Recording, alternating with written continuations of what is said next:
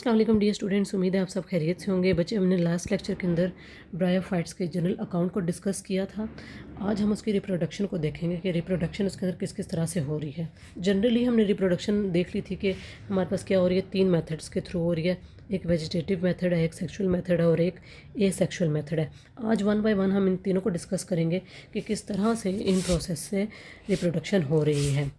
Vegetative जो reproduction होती है, ये सिंपलेस्ट फॉर्म ऑफ रिप्रोडक्शन होती है। ठीक है, उसके बाद आती है जी सेक्सुअल रिप्रोडक्शन। ये किसके थ्रू हो रही है? गैमेट्स के थ्रू हो रही है, मतलब इसके अंदर गैमेट्स बनते हैं। और गैमेट्स कौन बना होता है? गैमेटोफाइट। फिर आती है हमारे पास ए सेक्सुअल रिप्रोडक्शन। ये हो रही होती है स्पोर्स के थ्रू, और स्पोर्स कौन बना होता है? स्पोरोफाइट।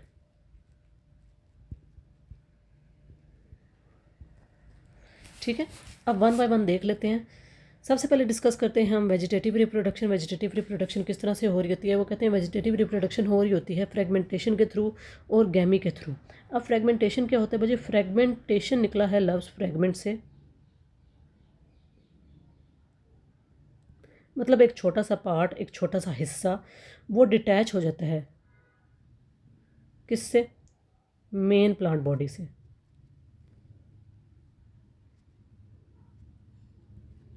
और वो डिटैच हुआ हुआ हिस्सा फर्दर आगे क्या बना देता है? New individual. और इस प्रोसेस को हम क्या कह रहे होते हैं? फ्रेगमेंटेशन कह रहे होते हैं। नेक्स्ट आता है गैमी। गैमी क्या होता है बच्चे? ये थोड़ा सा डिफरेंट है, बनता है इससे भी, मतलब एक पार्ट से ही फर्दर एक इंडिविजुअल बन जाता है। लेकिन इसमें वो क्या कहते हैं, एक सेल जो होता है वो रिप्रोड्यूस होता है और वो क्या बना देता है? मैनी सेल्स की फॉर्मेशन कर देता है। ठीक है, एक सेल से आगे क्या बन गई? मैनी सेल्स की फॉर्मेशन हुई, मतलब एक न्यू इंडिविजुअल की फॉर्मेशन होगी। तो ये थी हमारे पास वेजिटेटिव प्रोपेगेशन या वेजिटेटिव रिप्रोडक्शन। ठीक हो गया। सेकंड हमारे पास जो मेथड आता है वो जी सेक्सुअल रिप्रोडक्शन। सेक्सुअल रिप्रोडक्शन हमने जैसे ऊपर पढ़ा, ये किसके थ्रू हो रही होती है? गैमेट्स के थ्रू। मतलब इसके गैमेट्स माने होते हैं, और गैमेट्स बना कौन रहा होता है? गेमिटोफाइट।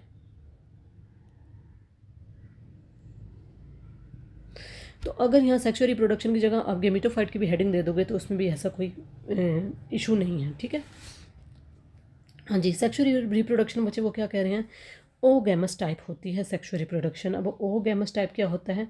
इसके अंदर क्या होते हैं? Both male plus female present होते हैं। मेल जो होता है वो मोटाइल होता है और फीमेल नॉन मोटाइल। मतलब फीमेल मूव नहीं कर सकती, लेकिन जो मेल ऑर्गन है वो क्या कर सकता है? वो फर्दर ऑन मूव कर सकता है। ठीक है,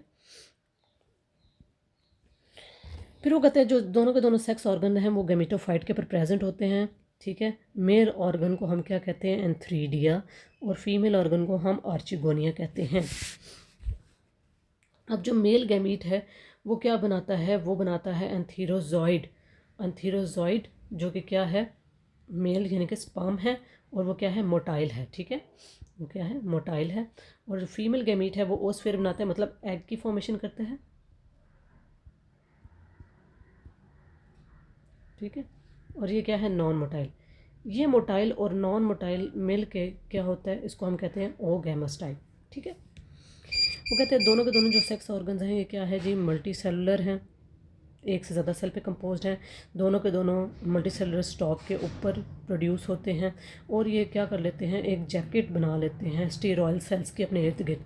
अब स्टीरॉयल सेल्स क्या हैं बच्चे? स्टीरॉयल सेल्स ऐसे सेल्स हैं जिनके अंदर ये कैपेबिलिटी नहीं होती,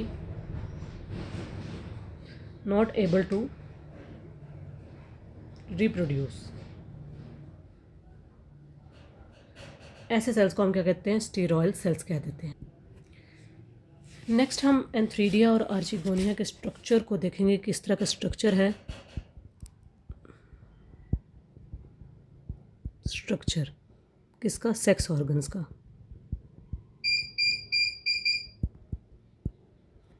एंथ्रीडिया क्या है जी? मेल। और चिगोनिया क्या है जी? फीमेल। ठीक है, सबसे पहले मेल को डिस्कस कर लेते हैं। वो कहते हैं जो मेल ऑर्गन है वो है क्लब शेप्ड। अब क्लब शेप किस तरह की होती है? ये आपने डायग्राम देखिए। क्लब शेप ऐसी शेप होती है जो कि क्या होती है? सिलेंड्रिकल।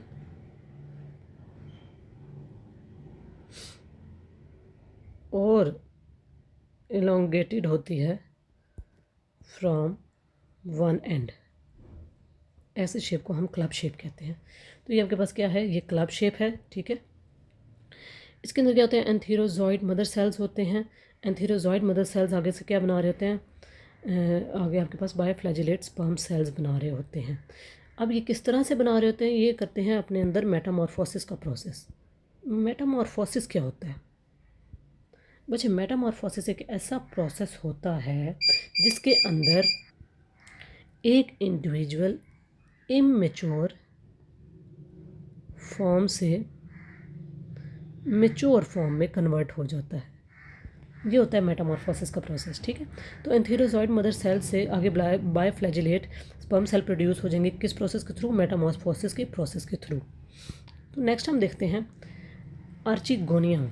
अब फीमेल ऑर्गन किस तरह का होता है, वो कहते हैं फीमेल ऑर्गन जो होता है वो फ्लास्क की शक्ल का होता है, एक सुराही की तरह का होता है। सुराही में आपको पता है एक लंबी सी गर्दन होती है और नीचे से सूजा हुआ सा हिस्सा होता है, स्वॉलन पोर्शन होता है। तो इसी तरह इसके अंदर जो ये स्वॉलन पोर्शन है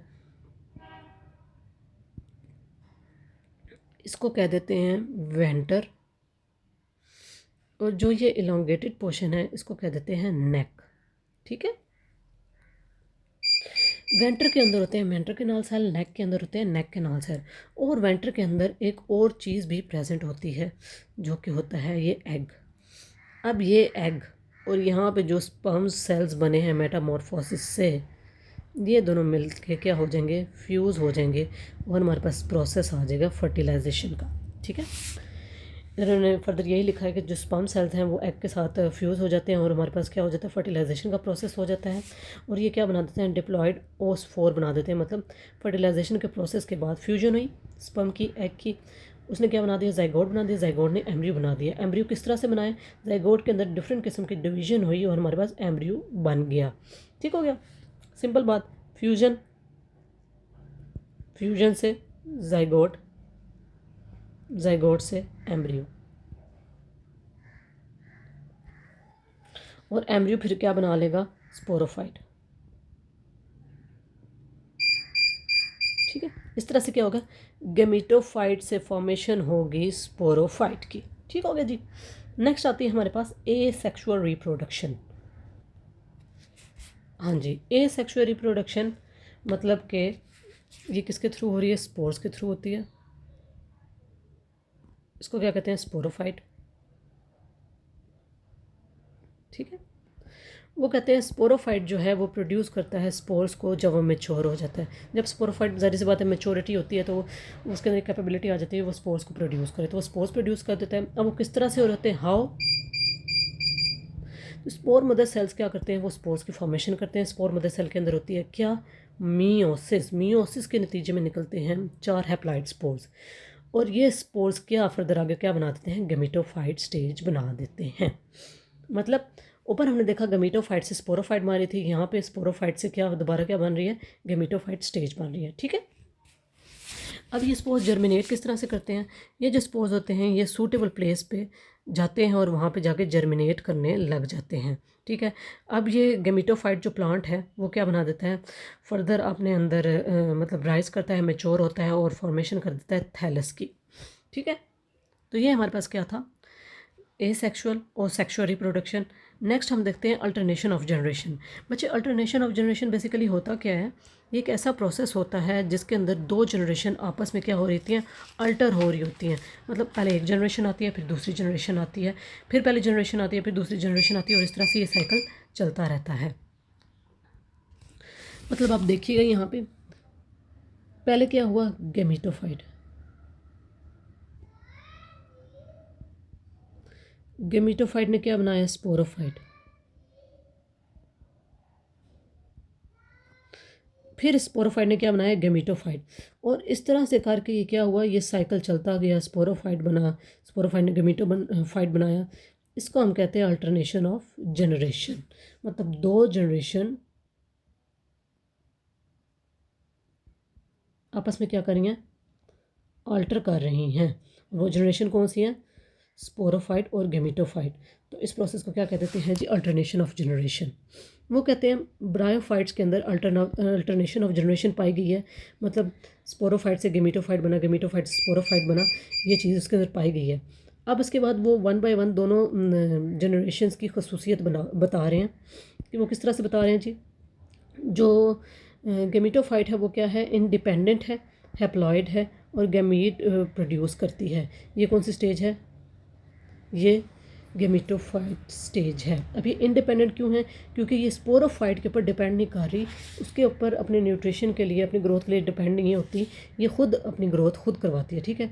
इसके जो सेक्स ऑर्गन्स हैं वो कौन कौन से? एंथ्रीडिया हैं, आर्चिगोनिया हैं, जैसे हमने ऊपर डिस्कस किया है। आर्चिगोनिया फीमेल को कहते हैं और एंथ्रीडिया मेल को कहते हैं। फिर क्या होती है? इन दोनों गैमेट्स की क्या होती है? फ्यूजन होती है। उस फ्यूजन के लिए या उस प्रोसेस ऑफ फर्टिलाइजेशन के लिए हमें पानी की रिक्वायरमेंट ज़रूरी होती है। ज़ाहिर सी बात है, फर्टिलाइजेशन तब भी होती है जब थोड़ा सा आपको प्लांट को या स्पोर्ट्स को क्या मिलता है, या गैमेट्स को क्या मिलता है? वाटर मिलता है। तो तब क्या होती है? फर्टिलाइजेशन होती है। फर्टिलाइजेशन से जाइगोट बना, जाइगोट से क्या बना? एम्ब्रियो बना। ठीक है। और एम्ब्रियो क्या बन जाता है? डेवलप हो जाता है डिप्लॉयड स्पोर प्रोड्यूसिंग स्ट्रक्चर, जिसको हम स्पोरोफाइट कह देते हैं। तो यहाँ पे क्या होगी? गेमिटोफाइट से स्पोरोफाइट बन गई। ठीक है। गैमीट्स दोनों मिले, पानी के साथ जब मॉइस्चर उसको मिला, फर्टिलाइजेशन हुई, फर्टिलाइजेशन जाइगोट बना, एम्ब्रियो बना, एम्ब्रियो ने आगे स्ट्रक्चर बना दिया स्पोरोफाइट का। अब ये जो स्पोरोफाइट बना है या जो स्पोरेंजियम स्ट्रक्चर बना है वो किसके साथ है? वो अटैच हुआ है गेमिटोफाइट के ऊपर। मतलब जाहिर सी बात है वो जो गेमीट के ऊपर ही प्रोड्यूस हुआ है ना, गेमिटोफाइट के ऊपर ही प्रोड्यूस हुआ है। तो वो अटैच हुआ है किसके ऊपर? गेमिटोफाइट के ऊपर अटैच हुआ है। और वो गेमिटोफाइट पे ही डिपेंड कर रहा है, किसके लिए? अपने न्यूट्रिशन के लिए। मतलब स्पोरोफाइट न्यूट्रिशन ले रहा है किससे? गेमिटोफाइट से। टेक न्यूट्रिशन किससे? गेमिटोफाइट से। ठीक है। तो हम कह सकते हैं कि ये जो स्पोरोफाइट है ये डिपेंडेंट है किसके ऊपर? गेमिटोफाइट के ऊपर। ठीक है। फिर वो कहते हैं जो ये स्पोरोफाइट है ये क्या है? डिफ्रेंशिएटेड है किसके अंदर? फुट सेटा और कैप्सूल के अंदर। स्पोरोफाइट के अंदर इसने ये क्या कहा है? फर्दर आगे इसके पार्ट्स बताए हैं। कैप्सूल के अंदर वो क्या कहते हैं? कैप्सूल के अंदर क्या है? स्पोर प्रोड्यूसिंग सेल्स मौजूद हैं कैप्सूल के अंदर। मियोसिस होती है कैप्सूल के अंदर और टेट्राइड माइक्रोस्पोर्स प्रोड्यूस हो जाते हैं। स्पोर्स जर्मिनेट करते हैं और ये स्पोर्स फिर जर्मिनेट करते हैं और क्या प्रोड्यूस कर देते हैं? इंडिपेंडेंट गेमिटोफाइट प्लांट प्रोड्यूस कर देते हैं। मतलब यहाँ पे स्पोरोफाइट से दोबारा क्या बन गया? गेमिटोफाइट बन गया। मतलब अल्टरनेशन ऑफ जनरेशन होगी। पहले क्या बना? गेमिटोफाइट से स्पोरोफाइट, स्पोरोफाइट ने न्यूट्रिशन लिया किससे? गेमिटोफाइट से, और फिर फर्दर आगे ग्रो किया। ग्रो करने के बाद इसको उसके पार्ट्स नज़र आए, मतलब इसके पार्ट्स ग्रो हुए, जिसमें हमारे पास कौन से पार्ट्स थे? फुट सेटा और कैप्सूल। कैप्सूल के अंदर स्पोर प्रोड्यूसिंग सेल्स होते हैं। इसके अंदर क्या होती है? मियोसिस का प्रोसेस होता है। मियोसिस के प्रोसेस से दोबारा इंडिपेंडेंट गेमिटोफाइट बन जाता है। तो इस तरह से हमने देखा कि किस तरह से हमारे पास गेमिटोफाइट से स्पोरोफाइट के अंदर कन्वर्जन हो रही थी और किस तरह स्पोरोफाइट से गेमिटोफाइट के अंदर कन्वर्जन हो रही थी, और इसको ही कहा गया है अल्टरनेशन ऑफ जनरेशन। उम्मीद है बच्चे आज का लेक्चर आपको समझ आ गई होगी। अगर मज़ीद कोई कन्फ्यूजन है तो कमेंट बॉक्स में मुझसे आप पूछ सकते हैं। फर्दर अगर कोई और टॉपिक आप समझना चाहते हैं तो वो भी आप कमेंट बॉक्स में लिख सकते हैं, ताकि उसके अकॉर्डिंग फर्दर आगे लेक्चर्स बनाए जाएँ। Thank you so much. अल्लाह हाफिज़।